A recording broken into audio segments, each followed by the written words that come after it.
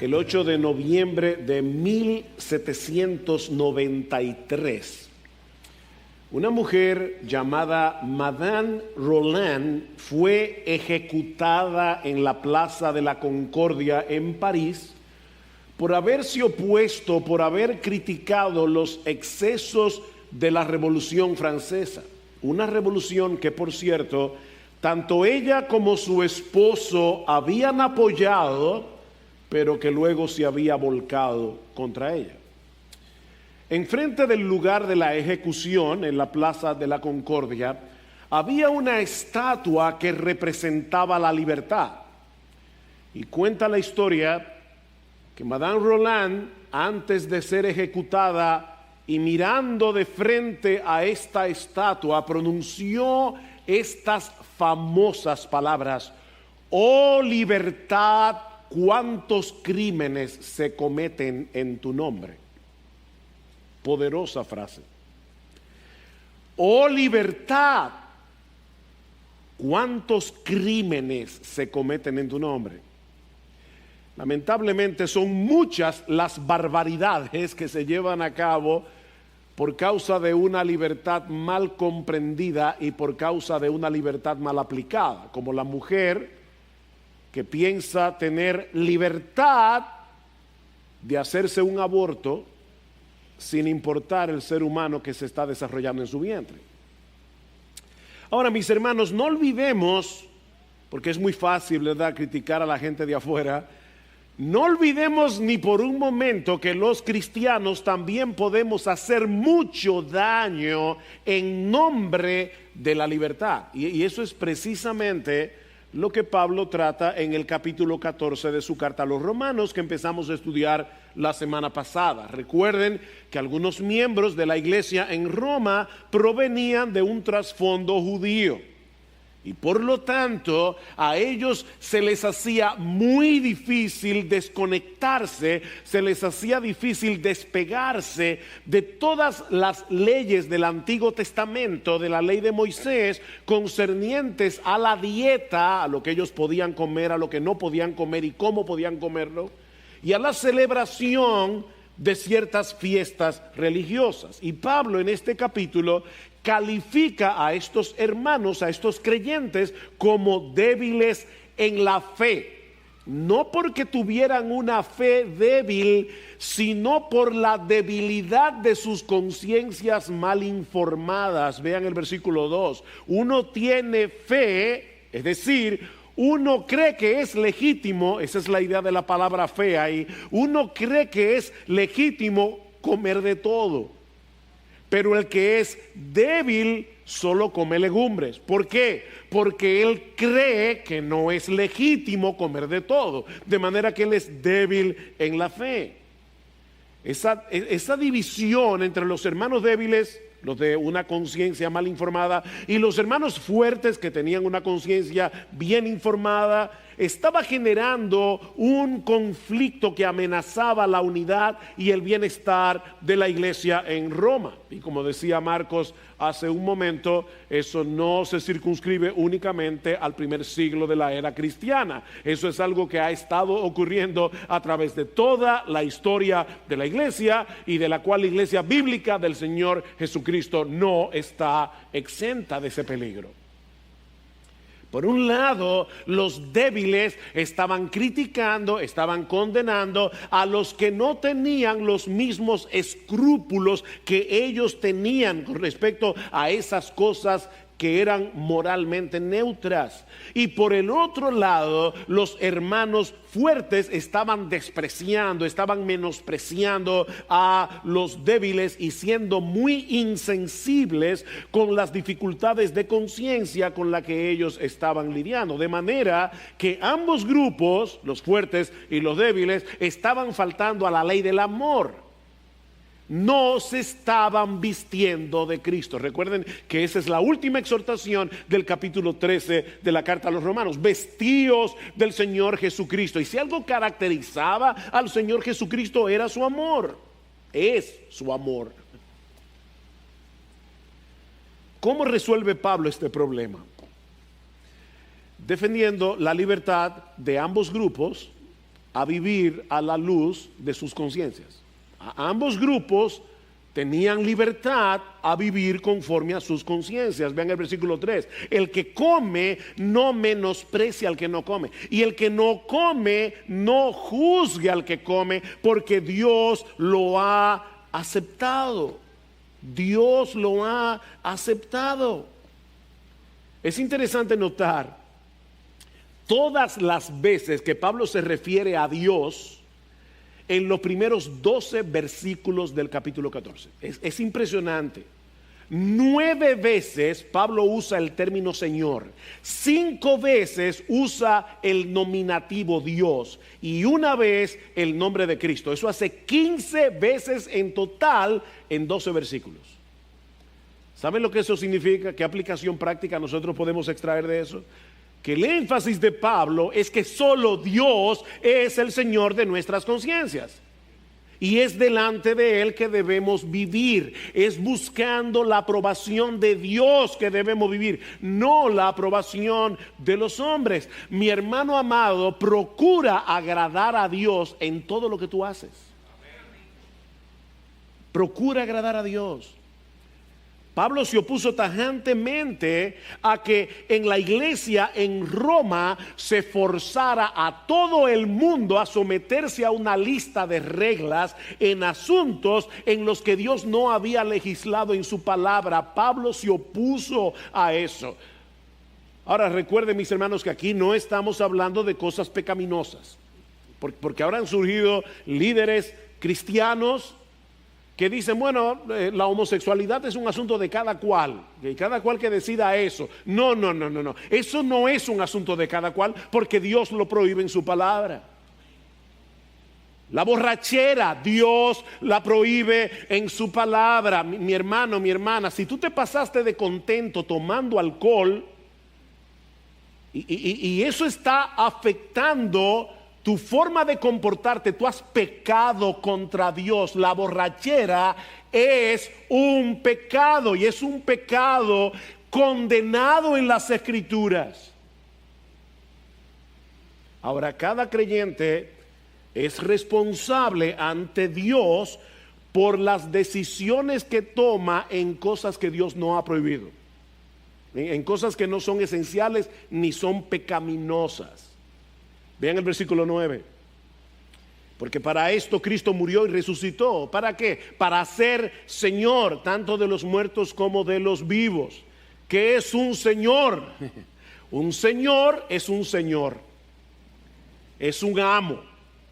Es un dueño. Es el que te debe gobernar. Tú no tienes autogobierno. Tú no te gobiernas a ti mismo. Cuando tú te convertiste al Señor, tú renunciaste a hacer tu voluntad para hacer su voluntad. Él es Señor. Él es Señor. Ahora, mis hermanos, ¿saben lo que ocurre en una iglesia cuando se intenta forzar a todos sus miembros a conformarse a una lista de reglas humanas? Suelen ocurrir por lo menos 3 cosas. La primera es que en vez de promover la verdadera santidad y la verdadera madurez espiritual, se produce una especie de vida cristiana artificial, más preocupada por lo externo y motivada por el temor a los hombres, no por el temor a Dios, motivada por un deseo de encajar en el grupo.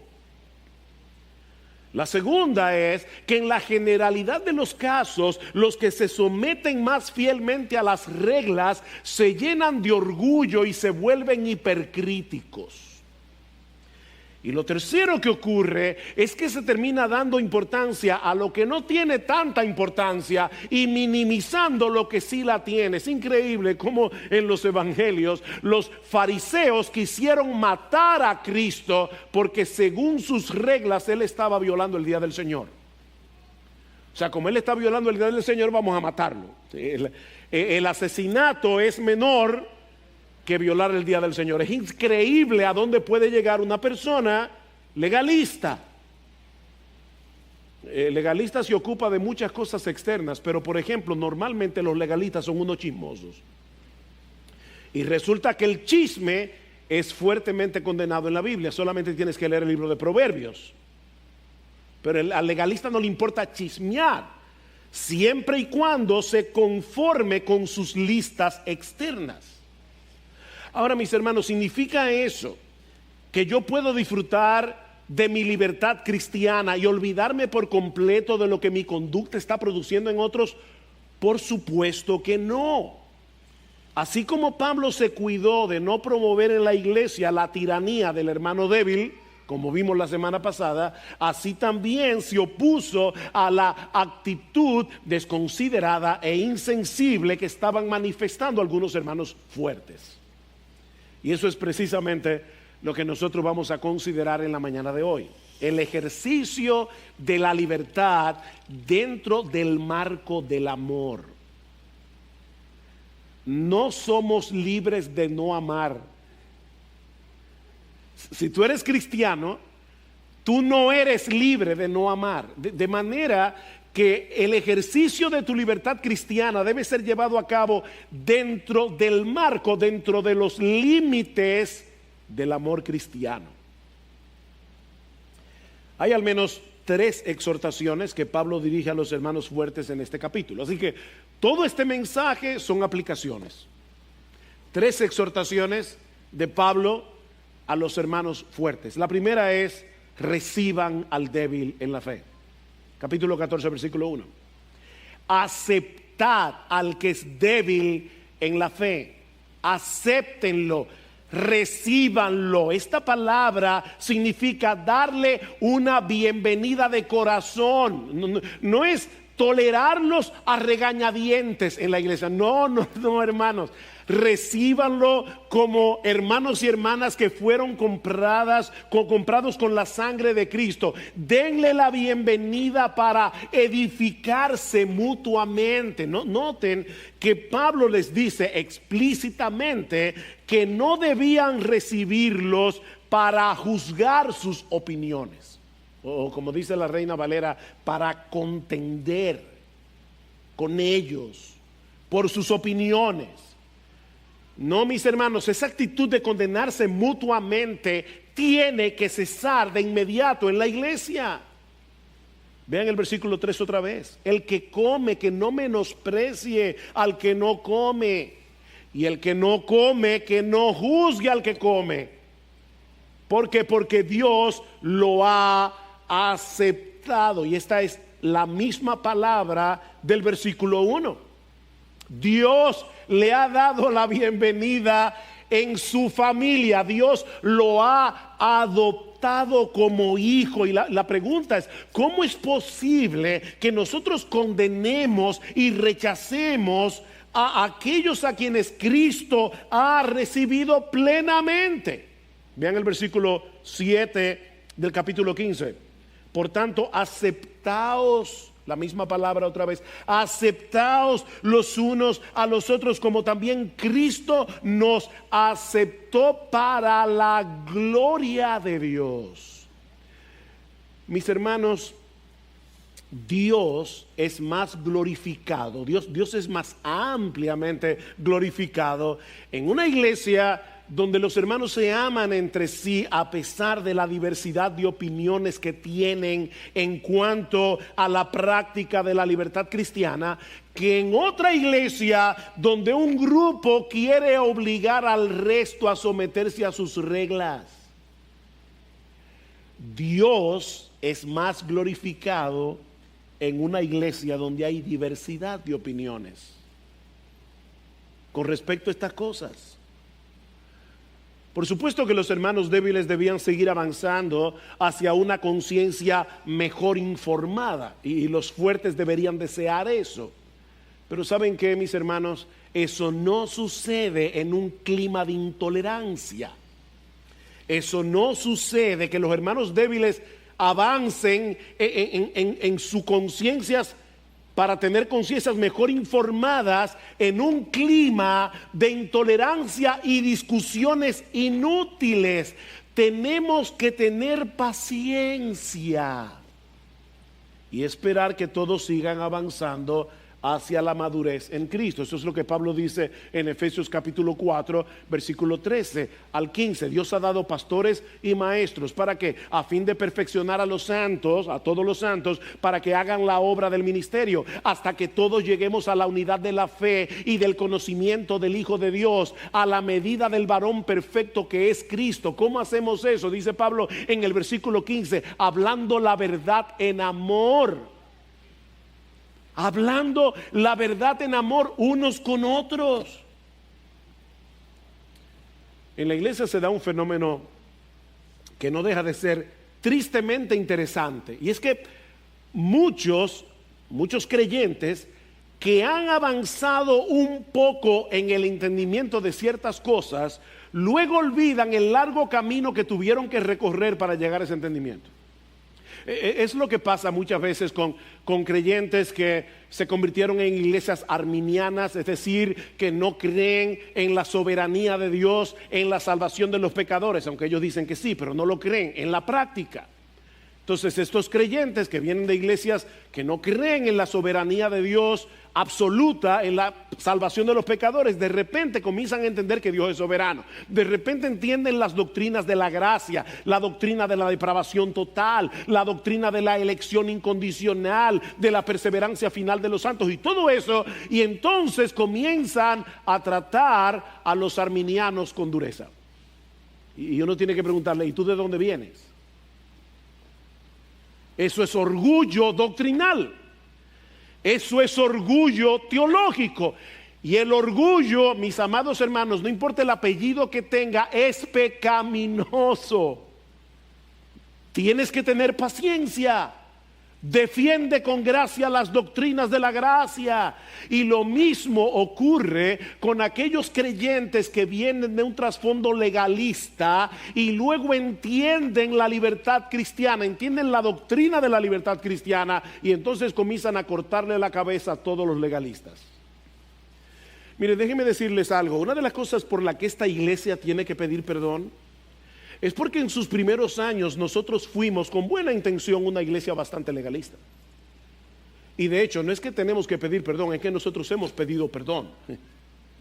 Porque nosotros éramos no solamente una iglesia legalista, sino también una iglesia que le cortaba la cabeza a todo el que no pensaba como ella.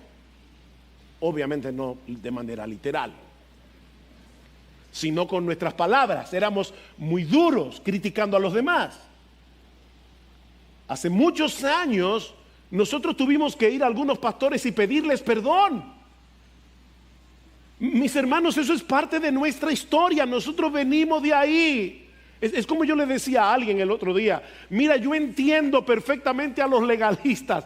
Lo entiendo perfectamente porque yo estuve ahí. Pero no solamente estuve ahí, es que nosotros tenemos que luchar con el legalismo que llevamos todos en el corazón. Todos nosotros llevamos un católico romano en el corazón. Y tenemos que estar luchando con la idea de que Dios me va a aceptar o Dios me va a bendecir por la manera como yo llevo a cabo mis deberes cristianos. ¿O tú no luchas con eso? Entonces ten paciencia. Lo que estaba sucediendo en Roma es que los hermanos fuertes no estaban teniendo paciencia con los hermanos débiles. Y ahora Pablo les dice: acéptenlos. Denles la bienvenida. No es que los toleren, es que los reciban con amor, como Dios los aceptó en Cristo. Pero Pablo les dice también, en segundo lugar, que no debían menospreciar al hermano débil. Esto es otra cosa. No solamente que debes aceptarlos, es que no debes menospreciarlos. Así como los débiles debían dejar de condenar a los fuertes debían dejar de menospreciar. ¿Saben lo que es menospreciar, verdad? Tener en poco a los débiles. Versículo 3 otra vez: el que come, que no menosprecie al que no come. Muchos de estos hermanos que no tenían una conciencia bien informada se abstenían de comer. ¿Saben para qué? Para agradar a su Señor. Eso es digno de alabanza. no tiene una conciencia bien informada, pero su motivación es buena. El que se abstiene, dice Pablo más adelante, para el Señor se abstiene. Él lo hace para agradar a su Señor. Es interesante notar que aunque Pablo se sitúa a sí mismo en el grupo de los hermanos fuertes, vean el versículo 1 del capítulo 15, así que nosotros los que somos fuertes, o sea, Pablo se sitúa en el grupo de los fuertes. Él nunca le pide a los débiles que pongan a un lado sus escrúpulos, sino que los alienta a seguir la voz de su conciencia. Versículo 14, yo sé y estoy convencido en el Señor Jesús de que nada es inmundo en sí mismo. Y obviamente no está hablando de cosas pecaminosas, vuelvo y lo repito, está hablando de cosas que Dios no ha prohibido. Nadie puede decir, el sexo fuera del matrimonio no es inmundo. Sí es inmundo. No es de eso que Pablo está hablando. Pablo está hablando aquí de cosas que son moralmente, que no están prohibidas por las Escrituras.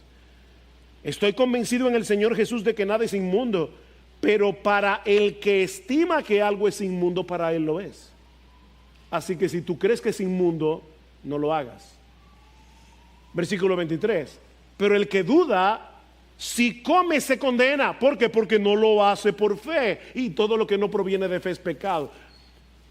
Un amigo tuyo cumple años y tú quieres regalarle un bizcocho, pero tú no te acuerdas qué es lo que a tu amigo le hace daño, si es el chocolate o si es la ciruela.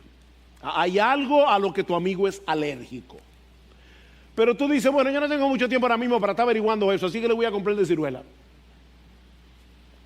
O sea, tú tienes dudas de que ese bizcocho de ciruela le va a hacer daño a tu amigo, pero a ti no te importa y se lo compras. ¿Tú no amas a tu amigo? Bueno, es 1000 veces peor cuando tú dices, yo no estoy seguro de si esto es correcto o legítimo delante del Señor, pero como quiera lo voy a hacer. No, si tú no estás seguro, entonces no lo hagas. Es parte de tu amor abstenerte y averiguar mejor el caso. Así que, mi hermano, procura iluminar adecuadamente tu conciencia estudiando seriamente las Escrituras. No hagas las cosas porque los demás también lo hacen, sino porque tienes la convicción de que eso, lo que sea que tú quieres hacer, agrada a tu Señor y Salvador. Nunca menosprecies a nadie que por seguir su conciencia se abstenga de ciertas cosas que tú puedes hacer con libertad. No menosprecies a tu hermano débil.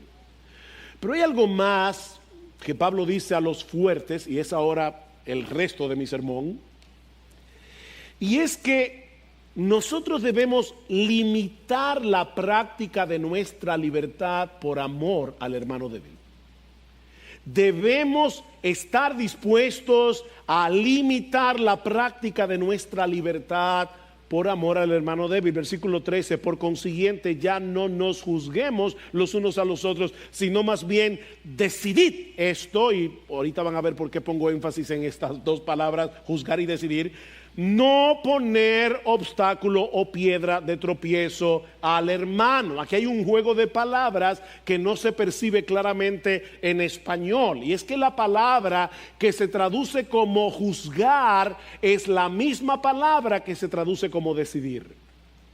Es la misma palabra, de manera que lo que Pablo está diciendo aquí es algo como esto: lo más juicioso que puedes hacer es dejar de juzgar al otro por sus opiniones. Lo más juicioso es que dejes de pasar juicio, es que dejes de juzgar al otro por sus opiniones en aquellas cosas que Dios no ha legislado en su palabra.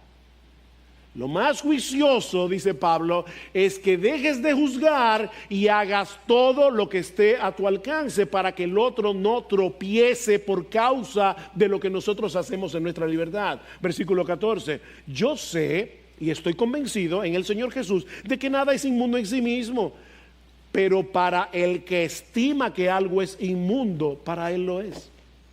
A mí me encanta la sabiduría con la que Pablo está tratando un asunto tan delicado.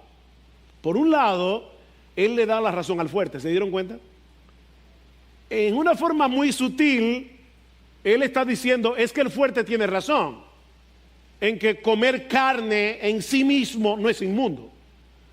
Que la única forma de agradar a Dios no es comiendo legumbres. De hecho, en 1 Corintios Pablo dice, mira mi hermano, de todo lo que se vende en la carnicería, compra y come sin preguntar nada por motivo de conciencia. Así que de una forma muy inteligente, Pablo está diciendo los fuertes tienen razón en cuanto al tema de la libertad cristiana. Pero al mismo tiempo Pablo quiere hacer consciente a los débiles de que no todos en la iglesia tienen el mismo grado de madurez. Y por lo tanto, nosotros tenemos que ser cuidadosos en la práctica de nuestra libertad. Ahora, pregunta que probablemente está en la mente de algunos de ustedes. ¿Significa eso que los hermanos fuertes tienen que abstenerse de todo lo que puede ser un problema para el hermano débil? Miren, hermanos, esta pregunta es crucial para este tema. Como vimos el domingo pasado, Pablo quiere proteger al hermano débil, pero al mismo tiempo quiere cuidar a la iglesia de no caer en la tiranía del hermano débil. Pablo no quiere una iglesia legalista. Si dejamos de hacer todo aquello que algún hermano en Cristo pueda considerar como objetable o dudoso, terminaremos dejando que sean los hermanos débiles los que tracen la pauta en la iglesia de lo que se puede y no se puede hacer. Eso es la tiranía del hermano débil. ¿Se dan cuenta del problema? Me interesa, hermanos, que podamos ver esto, porque yo sé que puede ser enredado, puede ser sutil. Mi pregunta es, déjeme replantearlo de otra manera. ¿Cómo podemos preservar la libertad cristiana en la iglesia si nos abstenemos de todas las cosas que los cristianos débiles objetan y censuran? Mis hermanos, lo que Pablo está advirtiendo al fuerte aquí es que tenga cuidado de que la práctica de su libertad cristiana no lleve al hermano débil a pecar. No se trata simplemente de, yo creo que las mujeres no deben usar aretes. Bueno, mira, hermana, de ahora en adelante en esta iglesia las mujeres no pueden usar aretes porque hay algunas hermanas débiles que piensan que eso es pecaminoso. No, porque eso es una tiranía. Esa es la tiranía del hermano débil. Ese no es el punto que Pablo está tratando aquí. Vean otra vez el versículo 13, porque hay dos palabras, dos frases aquí muy importantes para resolver este dilema. Por consiguiente, ya no nos juzguemos los unos a los otros, sino más bien decidid, y aquí están las dos frases clave, no poner obstáculo, Reina Valera dice tropiezo, o piedra de tropiezo, Reina Valera dice ocasión de caer al hermano débil. ¿Cuál es el punto aquí? La palabra que se traduce como obstáculo en la Biblia de las Américas o tropiezo en la Reina Valera aparece solo 6 veces en el Nuevo Testamento. 3 de esas veces aplicadas al Señor Jesucristo. Cristo fue una piedra de tropiezo para los judíos, ¿no es así? Porque Él no era el tipo de Mesías que ellos estaban esperando. Así que Cristo fue una piedra de tropiezo. Lo que quiere decir, mis hermanos, que no siempre la culpa del tropiezo recae en aquel que es piedra de tropiezo. Porque Cristo fue piedra de tropiezo y Él no cometió ningún pecado. ¿Se entendió eso? No siempre el tropiezo es culpa del que pone la piedra de tropiezo. Cristo fue piedra de tropiezo. Y muchas veces, aún hasta los incrédulos tropiezan con nuestra práctica de la vida cristiana. Ellos, por ejemplo, no pueden entender, ¿y por qué tú tienes que ir a la iglesia todos los domingos?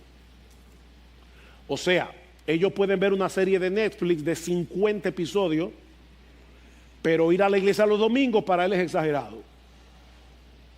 Ven, nosotros somos piedra de tropiezo para los incrédulos por hacer algo bueno, por hacer algo que es correcto. Así que no siempre el tropiezo recae en aquel que es piedra de tropiezo, porque Cristo fue piedra de tropiezo para el judío, dice Pablo. Pero otras veces la culpa sí recae enteramente en aquel que es motivo de tropiezo, como vemos en este mismo capítulo de Romanos. Vean el versículo 20: no destruyas la obra de Dios por causa de la comida. O sea, nosotros podemos arruinar, y veremos en un momento qué significa eso, pero el punto es que aquí el que es piedra de tropiezo es culpable. Es culpable.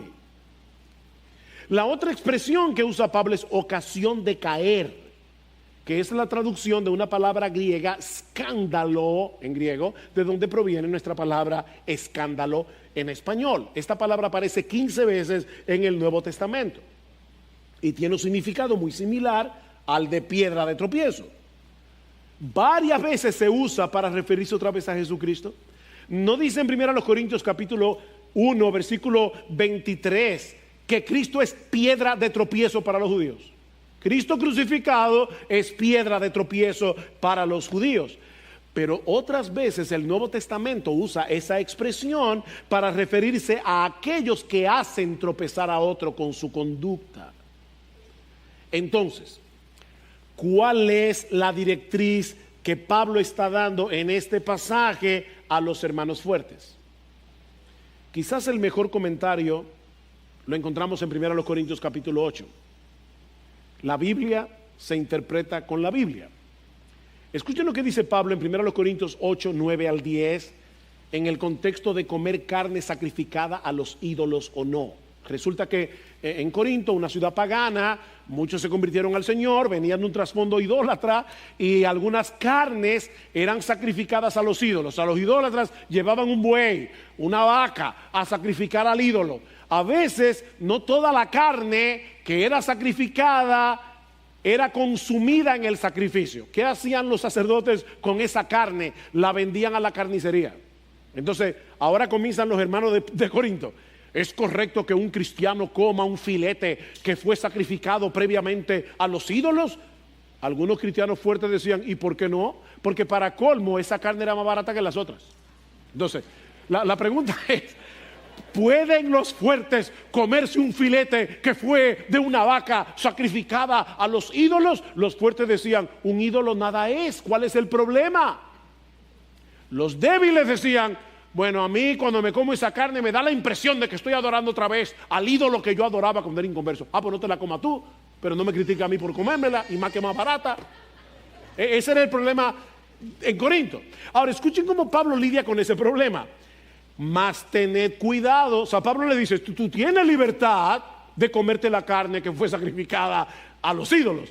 Mas tened cuidado, no sea que vuestra libertad de alguna manera se convierta en piedra de tropiezo para el débil, porque si alguno te ve a ti que tienes conocimiento sentado a la mesa en un templo de ídolos, porque esa era otra, a veces frente al templo había un restaurante o un sitio de comer, y ahí era que se comía la carne más barata. Entonces dice, te ve a ti frente al templo comiendo, ¿no será estimulada su conciencia a comer lo sacrificado a los ídolos? Como si fuera sacrificado a los ídolos. Literalmente esta frase se puede traducir, ¿no será envalentonada su conciencia? O sea, el individuo dice, bueno, el hermano fulano, él es un hermano que tiene muchos años en la iglesia y él se está comiendo la carne.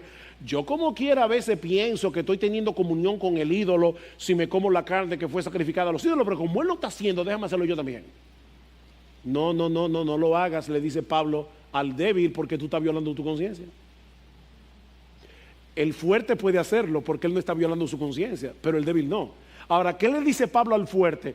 No te pongas a presionar al débil para que coma la misma carne que tú, porque tú lo estás haciendo en libertad, pero le estás llevando a él a pecar. Eso es lo que Pablo está tratando de evitar en Romanos 14. Mis hermanos, lo que Pablo está diciendo a los fuertes es que deben ser sensibles, juiciosos en la práctica de su libertad cristiana. No vaya a ser que estimulen al hermano débil a hacer lo que él no debe hacer por causa de su propia conciencia. ¿Se entendió? Vean una vez más versículos 14 y 15. Yo sé y estoy convencido en el Señor Jesús de que nada es inmundo en sí mismo. Cristo hizo limpio todos los alimentos. Vean Marcos capítulo 7. Pero para el que estima que algo es inmundo, para él lo es. Porque si por causa de la comida tu hermano se entristece, y la palabra entristecerse allí es, él está violando su conciencia y por lo tanto se está sintiendo convicto de pecado. Él se está entristeciendo. Ya no andas conforme al amor. No destruyas con tu comida a aquel por quien Cristo murió. No destruyas con tu comida. Lo que Pablo está diciendo aquí no es que un verdadero creyente se puede perder y caer en el infierno, perder su salvación después que la tiene, porque eso sería contradecir un montón de textos del Nuevo Testamento, muchos de los cuales se encuentran en la misma carta a los Romanos. Ya no hay condenación para aquellos que están en Cristo Jesús, nada puede separarnos del amor de Cristo. O sea que olvídense de esa interpretación porque no es correcta. Esa palabra que en nuestra Biblia traduce destruir también significa arruinar. Pablo está usando la palabra aquí como lo opuesto de edificar. En vez de edificar, tú estás arruinando. John Murray, un gran comentarista norteamericano, dice: Pablo está enfatizando el carácter destructivo del pecado con el propósito de impresionar al hermano fuerte con la gravedad de su ofensa al venir a ser ocasión de tropiezo para el hermano débil. Cuando Pablo dice que el hermano débil es contristado, se refiere precisamente al dolor de su conciencia herida al hacer algo que él cree que es pecaminoso. Miren, mis hermanos, déjenme decirles algo muy seriamente como pastor de esta iglesia. Cuando un cristiano comienza a actuar en contra de su conciencia, aún en cosas muy pequeñas, ha comenzado a transitar por un camino muy peligroso que no sabemos a dónde lo llevará finalmente. Piensen en el rey David. David está escondido en la cueva. Saúl entra a hacer sus necesidades y los que están con David le dicen: esta es tu ocasión de matarlo. David no lo hace, pero le corta la punta del manto de Saúl y se sintió mal.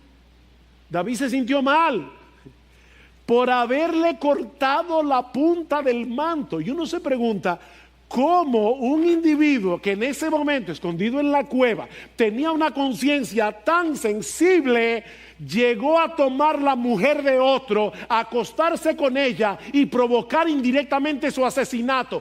¿Cómo David llegó ahí? Violando su conciencia. David ve a esta mujer bañándose. Lo primero que debió hacer era quitar la vista de inmediato, pero no lo hizo. Lo segundo fue preguntar por esa mujer. ¿Y quién es esa mujer? Y le responden, y yo creo que fue a propósito: ella es Betsabé, mujer de Urías Eteo. Ya se acabó el asunto. Está casada. Pero David la manda a llamar. No, es solamente para hablar con ella.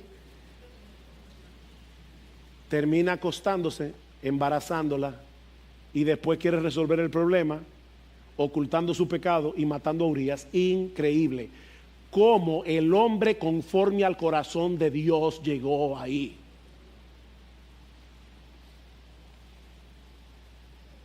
Leí recientemente una historia que me dio mucha tristeza porque fue una historia verídica de una joven que venía de una iglesia muy estricta donde se decía que usar maquillaje era pecaminoso.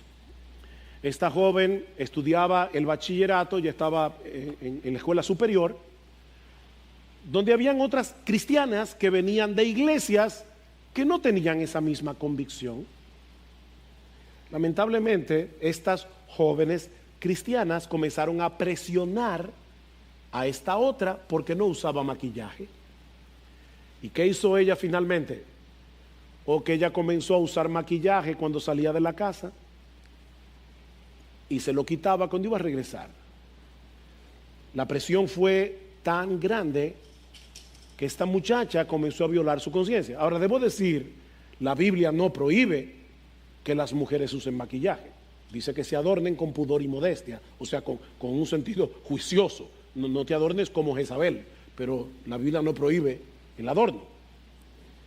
La persona que relata esta historia dice correctamente que esta muchacha estaba eligiendo la popularidad por encima de lo que ella entendía como su fidelidad a Dios. ¿Y qué pasó? Poco a poco comenzó a permitirse otras cosas hasta que terminó envuelta en pecados sexuales. ¿Cómo comenzó eso? Dice la persona que cuenta la historia, ella había tropezado porque sus amiguitas cristianas, bueno, eso de amiguita lo dije yo, porque sus amigas cristianas se habían burlado de los principios que le dictaba su conciencia. Eso es ser ocasión de caer. Una cosa es la libertad cristiana y otra muy distinta, la práctica de esa libertad. La libertad cristiana es una convicción interna entre nosotros y Dios de la gloriosa libertad que Cristo compró para nosotros en la cruz. Pero me encantó esto que dice el teólogo escocés Sinclair Ferguson. Nosotros podemos disfrutar de nuestra libertad sin que necesariamente tengamos que ejercerla. Nosotros podemos disfrutar de nuestra libertad sin que necesariamente tengamos que ejercerla. Vean el versículo 22.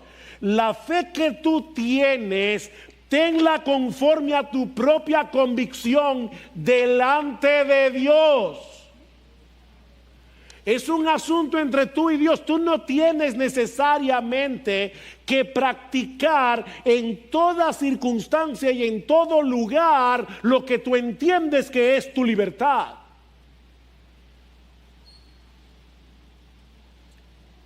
Dice Sinclair Ferguson, mira, si tú tienes que hacerlo, ya déjate de ser libre. Cuando un cristiano dice, esa es mi libertad, yo tengo que hacerlo, ya tú eres un esclavo de tu libertad. Paradójico, ¿verdad? Eres un esclavo, volviste al pasado, volviste a tu esclavitud. Ahora resulta que no es Cristo el que te gobierna, es lo que tú entiendes en tu mente que es tu libertad. Volviste a ser un esclavo de tus propios deseos. Tú no tienes dominio propio para decirte que no. Así que la pregunta más importante que debemos hacer a la hora de tomar una decisión en el uso de nuestra libertad no es si tenemos derecho a hacerlo. No, la pregunta es ¿cuál es el impacto que esto puede tener en este hermano mío por el cual Cristo murió y cómo esto puede afectar a la unidad y a la utilidad de mi iglesia? Esa es la pregunta. Mira, mi hermano, el bienestar espiritual de tu hermano y la unidad de la iglesia es infinitamente más importante que el ejercicio de tu libertad cristiana. Mira otra vez el versículo 20. No destruyas la obra de Dios por causa de la comida. En realidad todas las cosas son limpias, pero son malas para el hombre que escandaliza a otros al comer. ¿Ven? Aquí estoy yo con este hermano que piensa que no debe comer carne de puerco porque él era judío y viene de este trasfondo. Y yo digo, como yo decía el domingo pasado, oye, mete chicharroncito si está bueno, coge un poco, no sea tan quiquilloso. O sea, ¿a ti no te importa? Deja de comerte el chicharrón frente a este hermano porque él cree que eso es pecado. En ese contexto deja de comértelo y no lo presiones.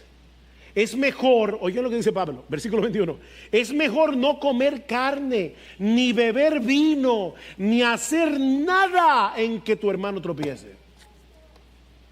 Estás ahí con este hermano, era un alcohólico, lo invitaste a tu casa a cenar y a ti se te ocurre la brillante idea de poner una botella de vino en medio de la mesa y otros ponen otras cosas. Tú no te estás dando cuenta que tú puedes llevar a este hermano a beber inmoderadamente alcohol y terminar borracho.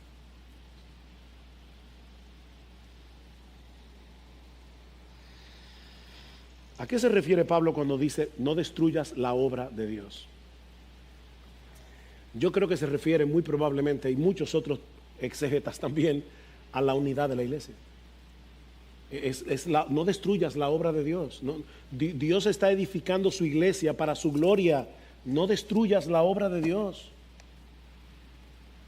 Pero no solo tenemos una cuota de culpa en el pecado del hermano débil, sino que al mismo tiempo provocaremos que la misma libertad que estamos tratando de defender venga a ser motivo de vituperio. Vituperio significa motivo de blasfemia, bien el versículo 16. Por tanto, no permitáis que se hable mal de lo que para vosotros es bueno. Cuando defendemos la práctica de nuestra libertad y no nos importa el impacto negativo que eso está teniendo en el ejercicio, en la vida, de hermanos débiles, ¿saben lo que va a pasar? Muy probablemente que algunos que nos están mirando rechacen esa misma libertad que estamos tratando de defender y comienzan a decir, tú ves, mira, eso es lo que ocurre en las iglesias donde no le ponen reglas claras a sus miembros.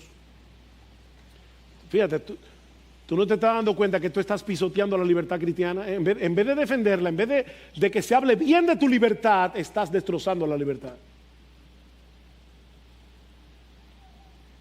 Cuando defendemos la práctica de nuestra libertad cristiana sin tomar en cuenta el impacto que esa práctica puede tener o en el hermano débil o en el mundo, estamos manifestando una escala de valores distorsionada. Versículo 17, porque el reino de Dios no es comida ni bebida, sino justicia, paz y gozo en el Espíritu Santo. ¿Qué es lo que Pablo está diciendo aquí?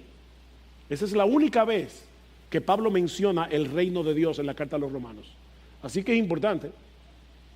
Lo que Pablo está diciendo aquí es algo como esto: no es a través del uso de nuestra libertad que hacemos evidente el gobierno de Dios en nuestras vidas, que nosotros ya no somos gobernados por el diablo, que ya no somos gobernados por el pecado, que hemos sido trasladados del reino de las tinieblas al reino de su amado Hijo.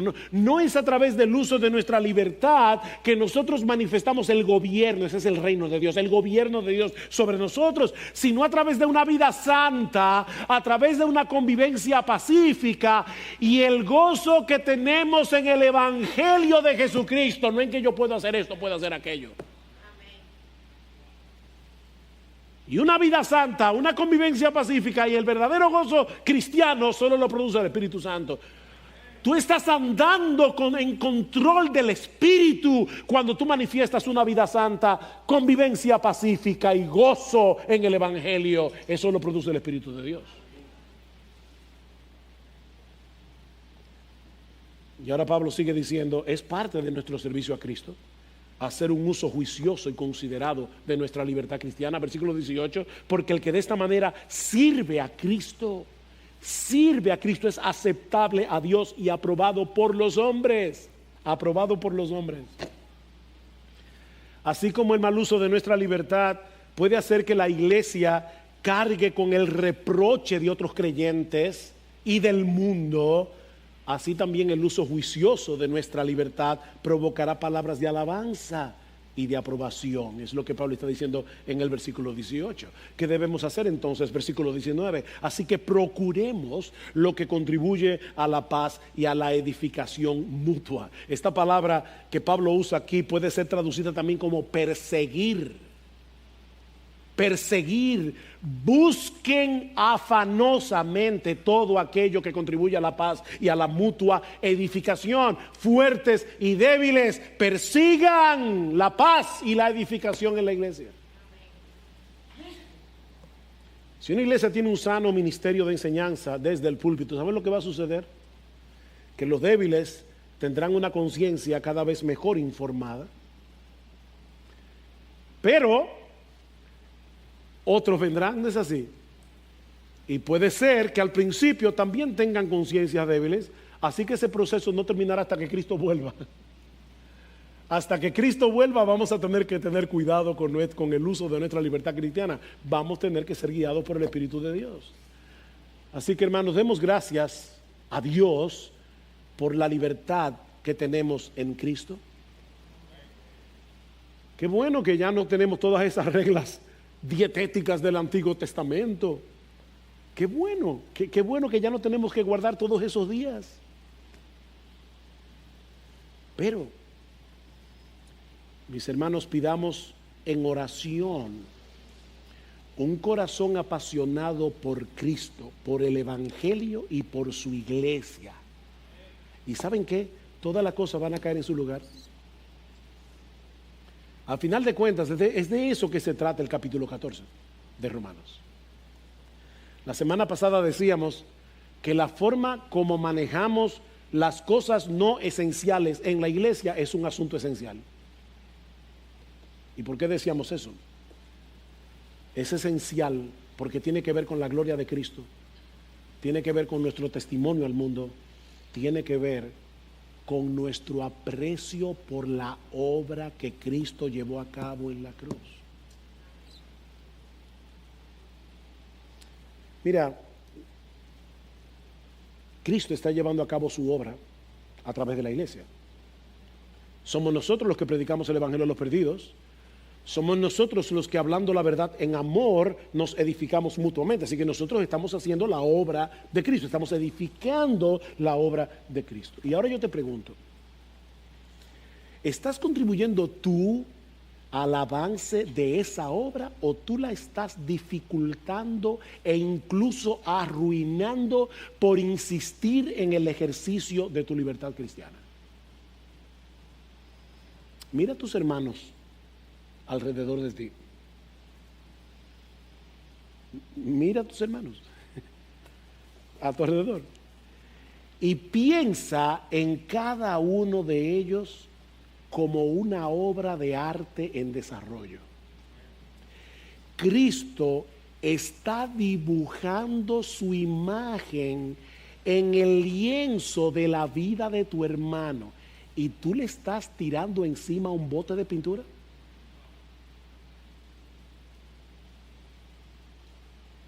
Estaba viendo un documental recientemente del robo más grande de obras de arte de toda la historia.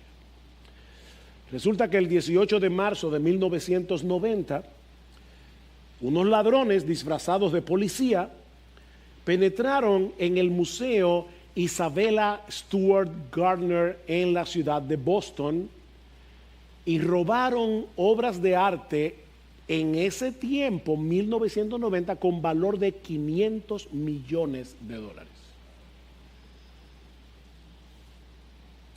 Cuando yo veía el documental, uno podía ver el dolor reflejado en el rostro de los encargados del museo cuando hablaban de la forma como los ladrones cortaron en una forma descuidada algunos de esos cuadros. Algo totalmente comprensible, dado el valor artístico y aún monetario de esas obras. Yo puedo entender el horror de la mujer que hablaba y decía, cortaron ese Vermeer, o sea, y tiraron el marco ahí. Otra vez yo te digo, mira a tu hermano a tu alrededor.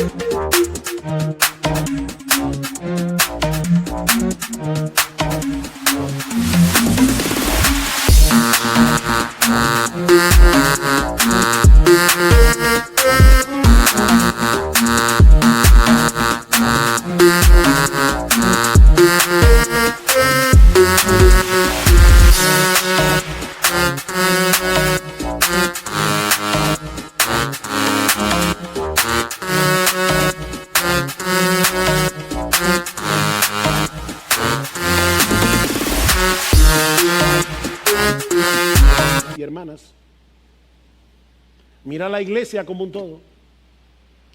Miremos la iglesia como un todo. Y pidamos al Señor en oración, primero que nos ayude a ver cada creyente como lo que es. Un lienzo comprado al más alto precio que haya sido pagado jamás, y en el que el más grande artista del universo está plasmando su imagen. Ese es tu hermano que está sentado al lado tuyo. Pídele al Señor en oración que te ayude a ver a tu hermano con esos ojos. Y en segundo lugar, pídele al Señor que podamos actuar de tal manera en nuestra relación unos con otros, que procuremos intencionalmente, que persigamos lo que contribuye a la paz y a la mutua edificación. Pienso que la mejor manera de concluir este sermón es citando las palabras de Pablo en el capítulo 10 de su primera carta a los Corintios. Todo es lícito, todo lo que no ha sido prohibido, ¿verdad? Todo es lícito, pero no todo es de provecho. Todo es lícito, pero no todo edifica. Nadie busque su propio bien, sino el del otro. Y más adelante, por lo tanto, ya sea que comáis, o que bebáis, o que hagáis cualquier otra cosa, hacedlo todo para la gloria de Dios. ¿Y eso qué significa en la práctica? No seáis motivo de tropiezo ni a judíos, ni a griegos, ni a la iglesia de Dios, así como también yo procuro agradar a todos en todo, no buscando mi propio beneficio, sino el de muchos para que sean salvos. Sed imitadores de mí, como también yo lo soy de Cristo. Oh, que el Señor nos ayude a ser imitadores de ese bendito Salvador que dio su vida. O sea, tú no puedes dejar a un lado ese aspecto de tu libertad cristiana. Cristo dio su vida, Cristo dejó su trono para salvarte a ti y para salvarme a mí. Oh, que el Señor nos ayude a ser imitadores de Cristo.